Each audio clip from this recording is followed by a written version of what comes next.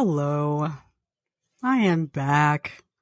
I am here. Even though I warned that I might not be, I feel like if I didn't get up and get on this mic, it was going to be some problems.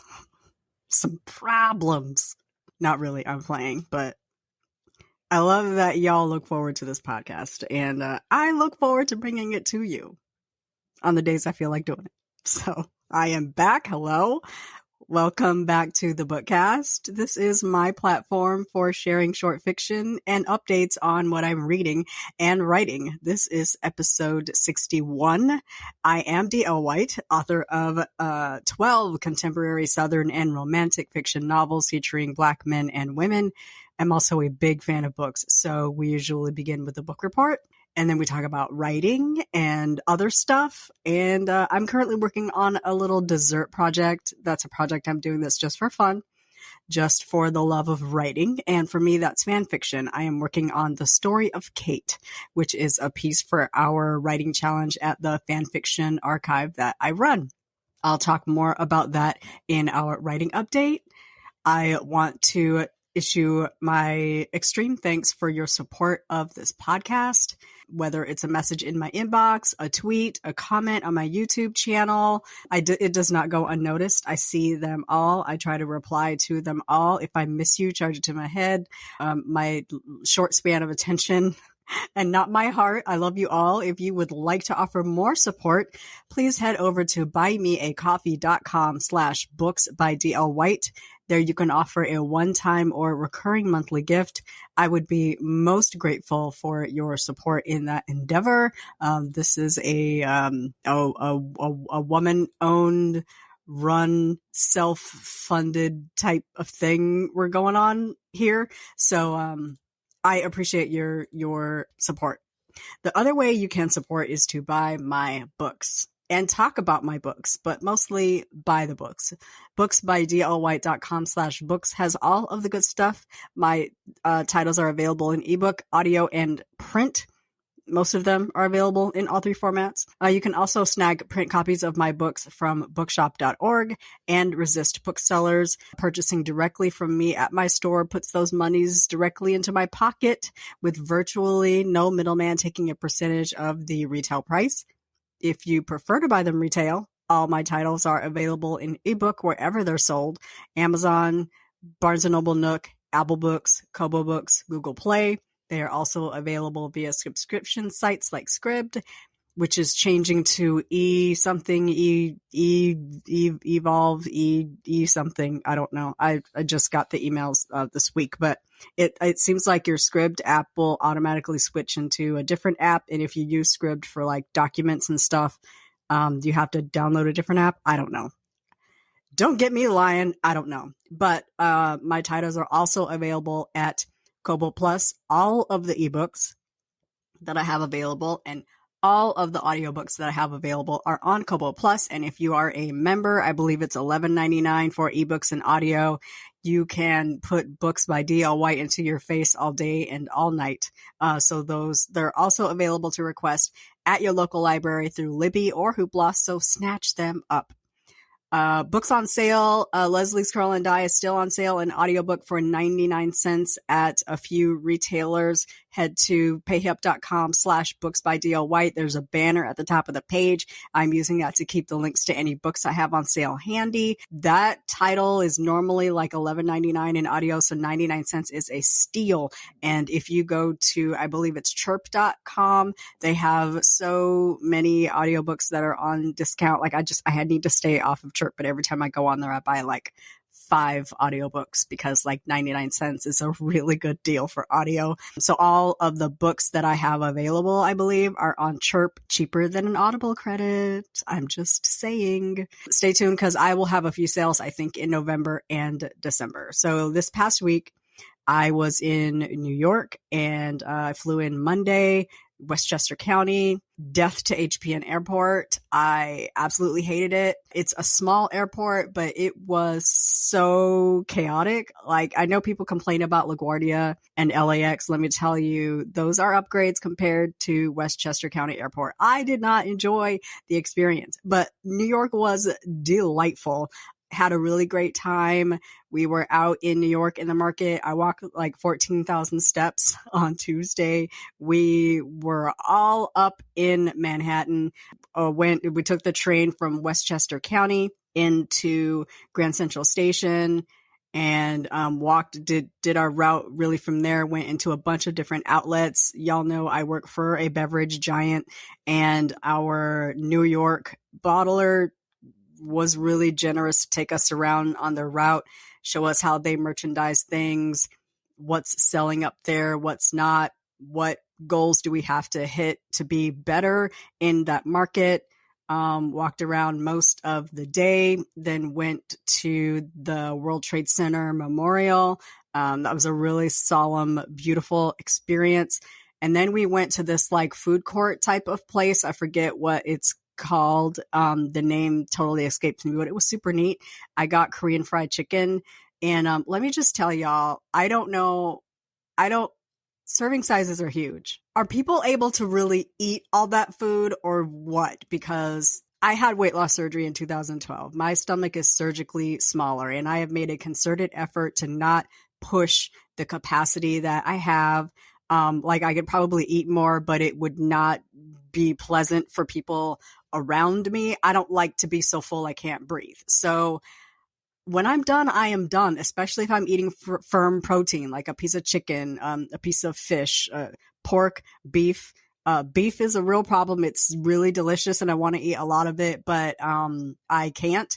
So every time I eat beef, I have to regulate myself. So I got the Korean fried chicken and fries. And why was the serving size so huge? And then I didn't want to drag around a plate of, food all day. So I had to like share it with the table. I ate like maybe a piece and a half of chicken and a couple of fries, and then I was done. Like, sometimes I need to eat off of the kids' menu because it's honestly a perfect size for me. When I order from Zaxby's, I get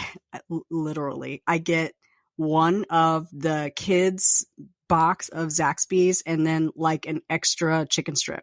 It's a perfect amount of food for me. I just get so frustrated. And then like for dinner, I ordered like a beef bolognese thing and I ate like, 3 or 4 bites of it. And then I was full and it was this giant plate of pasta. Why are serving sizes so huge? Like, I can't get something that's small that I can eat all of it. That just would make it worth it for me to eat that. I was so frustrated. Anyway, Wednesday, we were up in the Elmsford Sales Center. They have a production facility there. It's always neat for me to be able to walk through a warehouse and then walk through production and watch them make the bottles, and the machines mold the bottles, and then they fill the bottles and they glue the labels on and screw the caps on and shrink wrap everything. And then it rolls over to the warehouse. Really super neat process. I love a production facility. So really had a great time. We had our team meeting up there. It was always great to see my team in person because a lot of us are remote. And then we headed out. And so I landed around 5 o'clock-ish, 5 or 6 on Wednesday, and basically spent Thursday recovering. My legs were cramping like crazy because 14,000 steps in one day is a lot of movement for your girl. I mostly just sit in this chair. So I'm so happy to be back home this week before I have to head back up there November 6th. Probably not as much walking, but I'm really excited because I'm going to mix a little pleasure with my business. I'm going to see a few friends. One of them I've never met. She has been my fan fiction beta reader since 2008, and we've never met in person. So I'm wildly excited about it. In the meantime, I'm here. I'm reading and I'm writing. So today we'll start with a book report as always. And I am talking about my dessert project, which is going very well. I'm so excited about it. It is really bringing back my joy of writing. happy to share a little bit about that. Today is Saturday, October 28th. It is 10:03 a.m. I'm actually an hour behind of when I usually sit down to record. So if I'm not recording by 9 o'clock, I feel like I'm late, but I'm literally not. It's going to be cold this next week, and I'm not interested in that at all. But it's currently sunny, and I think it's 56 degrees in ATL. I have a microphone. I am ready to dig in, but first, let's have some coffee.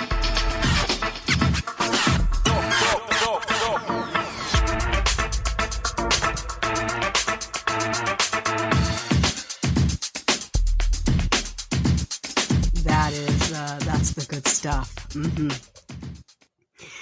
I actually I made my coffee around 8 or 8:30, and I was talking to my roommate about my 50th birthday trip, where she's a travel agent. So we're starting to plan what I want to do for that.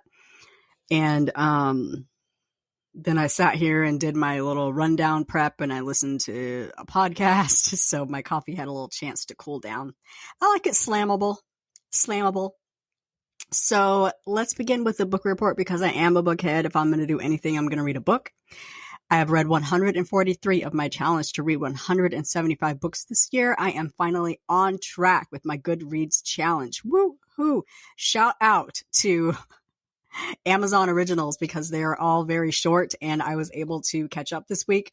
I read Cause of Death by Jeffery Deaver. This is a new author to me. It's a crime fiction novel. I have never heard of this author, but I was like, hey, that is a crime fiction and it is short. Let's read it. But I would read this author again. So he is one to keep my eyes and ears on. I read her second death, which is Bree Taggert, 0.05 or 0.5. This is the prologue to the Bree Taggert series, which I have been reading, off and on. And it was short. So I snagged it up. I have been reading the Bree Taggert series. I think I'm all caught up on that one. So we're just ready for the next one, which I think comes in November. I listened to I'm a Fan by Sheena Patel, which was absolutely not enjoyable at all. It was very one-sided from the point of view of a person who is obsessed with her neighbor, or it's a person who's obsessed with the woman who's sleeping with the man that she wants. And he's kind of bouncing around between people, and he texts her all kinds of things that happen between him and other women while he's stringing her along. And I'm like, honey, why? Why? I wanted to read this one because of my dessert project. I need the perspective of people who are obsessed with other people, but the narrator, not the person voicing the book, but the point of view of the person telling the story it's just a little too weird for me. Like, why are you putting up with this? Why? I also decided, since my Glocktober has been a little bit underwhelming, that I would also try to fill in my Will Trent story holes.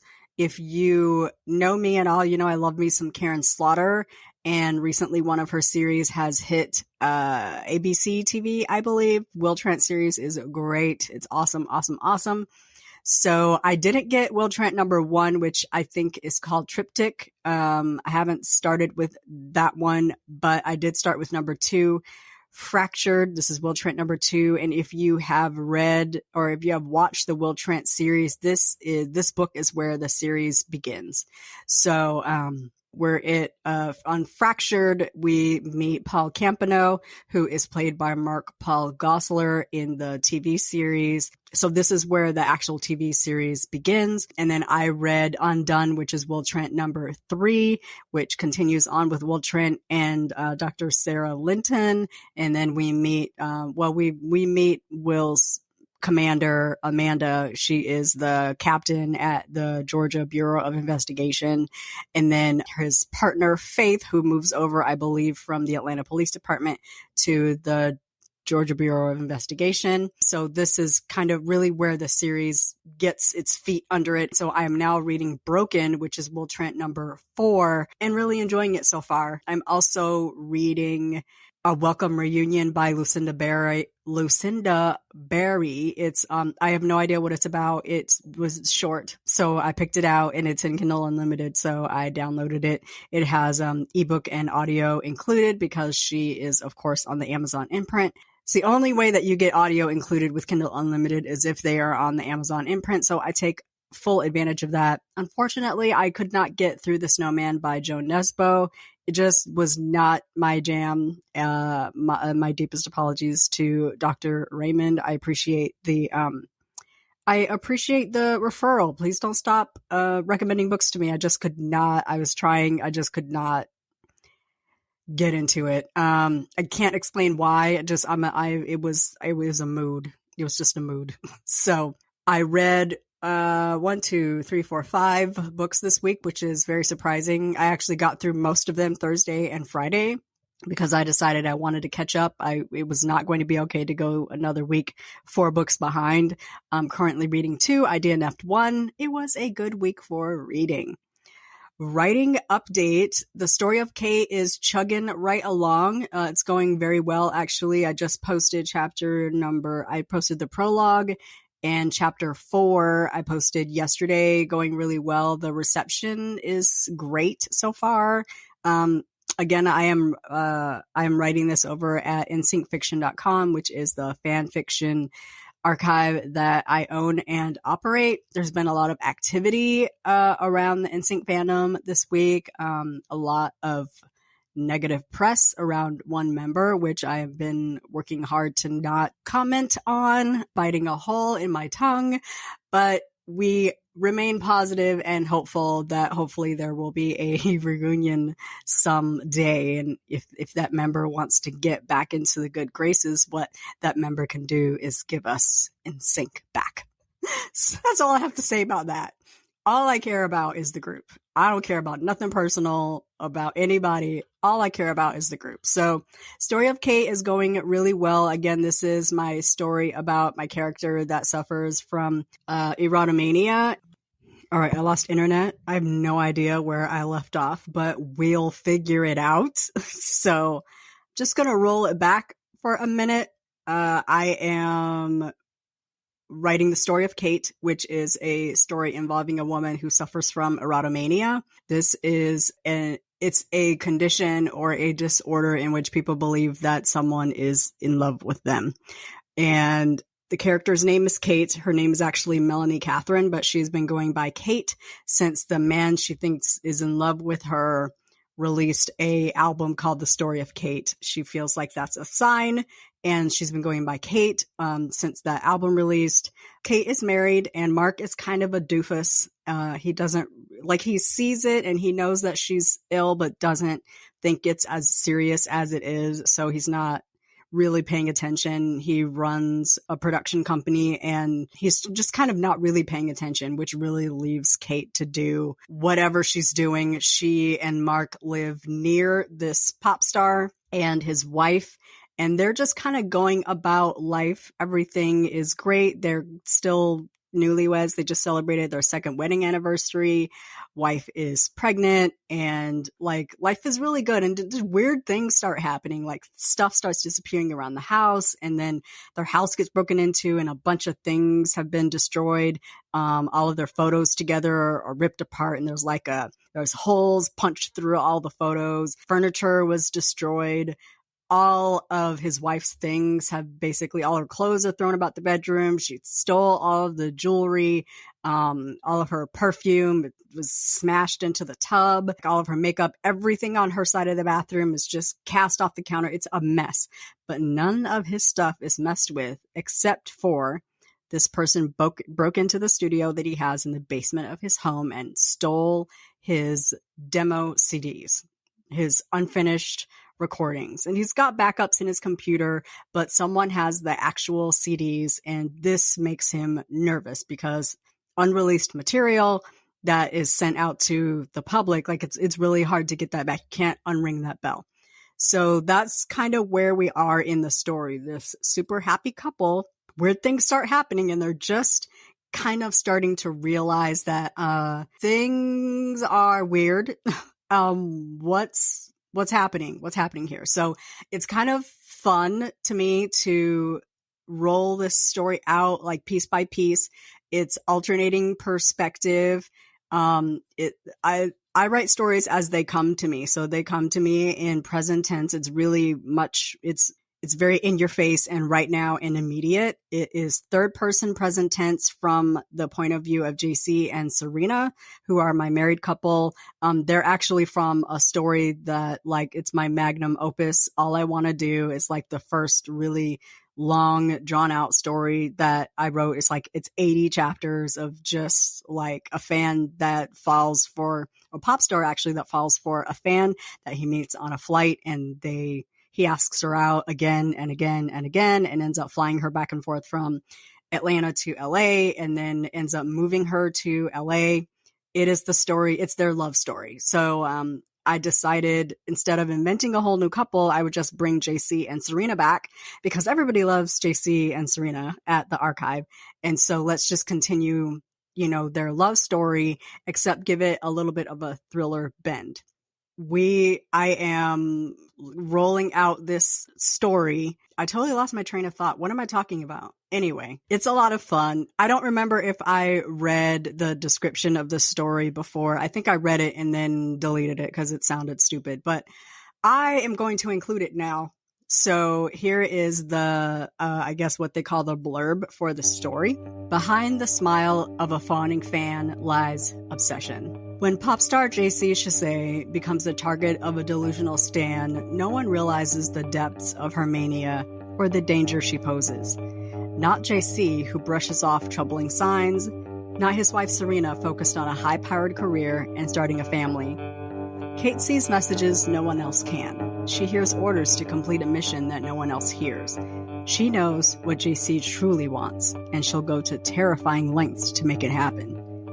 After Kate ominously infiltrates the couple's inner circle, JC and Serena find themselves in a battle not just for their happy home, but for their very lives. With an unstable stalker on their trail, the Chasez must decode Kate's endgame before she strikes again, and the clock is ticking. So I have planned out this entire story already, and I'm excited to lay it out. But I haven't planned down to the minute detail because for me, the joy in writing is discovering the story. And if I plan too much, I feel like I've already written the story and then I don't feel like finishing it. But knowing that A, I have to finish this because people are actually reading it and wanting the updates, and B, I have to finish the story by November 17th. I am fully motivated. So, I did get in a little bit of writing, this week, not on my trip, but I came back Thursday and Friday and I got in some scenes. I just wrote the scene where they go to the OBGYN and they have their gender ultrasound and they're just so happy. And it almost pains me to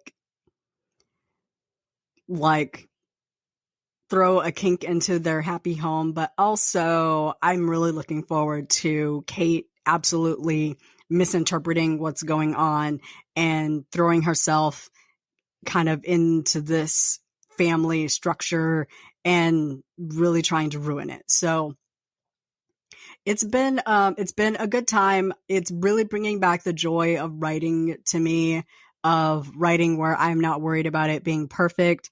Although I do still want it to be, readable and an interesting story and a joy to open that page and pick up the latest update. It's also been a long time since I wrote a serial. And so really ending each chapter on a cliffhanger is how that has to go. And so now that I've planned out the story and really how it has to play out, I need to really get, go from the end up to where I'm at. I have 9 chapters written, including the prologue. And, I don't know how many chapters I'm going to have. I just know how this has to pan out. And I know that most of the action has to come toward the end of his wife's pregnancy. So it's planning out how that has to happen. And that's kind of fun. I'm not really a planner, but when you are writing something where you have to leave breadcrumbs and you have to guide your reader through the story, through the action. You have to plan at least a little bit. I don't know how people don't plan this genre of writing. So that is where I'm at with writing. I do still want to do a little holiday short. I still don't have an idea, but the inkling is there.